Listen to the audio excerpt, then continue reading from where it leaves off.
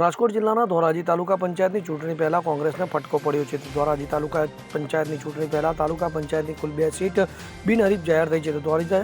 ધોરાજી તાલુકા પંચાયતની જાજમેર અને બાદાજડિયાની બેઠક બિનહરીફ જાહેર થઈ છે. ત્યારે આ 2 બેઠક બિનહરીફ થતાં કોંગ્રેસ પાર્ટીને ઝટકો લાગ્યો છે. તો બાદાજડિયાના ઉમેદવાર નીતાબેન ચાવડા અને જાજમેર ગામમાંથી ખીમીબેન કટારા ભાજપમાંથી બિનહરીફ જાહેર થતાં ભાજપે ચૂંટણી પહેલાં 2 સીટ ઉપર કબજો જમાવ્યો છે.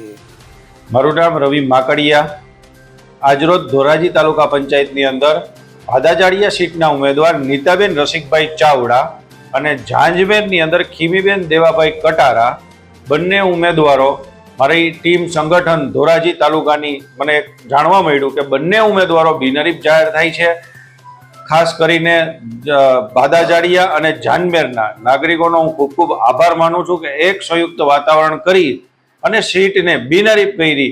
આ કહેવા માંગે છે કે મુખ્યમંત્રી ભૂપેન્દ્રભાઈ પટેલ સાહેબ કે દેશના વડાપ્રધાન નરેન્દ્રભાઈ મોદી સાહેબ, પ્રદેશ અધ્યક્ષ જગદીશભાઈ વિશ્વકર્મા સાહેબ આની અંદર છેવાડાના માનવીની અંદર અંત્યોદયના માનવી લગીને કે ક્યાંય ને ક્યાંય સરકારની સેવા કે યોજનાઓ છેવાડાના માનવી લગી પહોંચે છે. અને ભારતીય જનતા પાર્ટીની સારામાં સારી લોકો કાર્યકર્તાઓ મહેનત અને કામ કરે છે. એ પરિણામ થકી આ અમને 2 સીટ બિનહરીફ થઈ છે. આગામી સમયની અંદર કે ધોરાજી તાલુકા પંચાયત હોય, ઉપલેટા હોય કે સમગ્ર જિલ્લાની અંદર તાલુકા પંચાયત, જિલ્લા પંચાયત, નગરપાલિકાની અંદર ભારતીય જનતા પાર્ટીનું સ્પષ્ટ બહુમતીએ પરિણામ મળે એવી આશા છે અમને.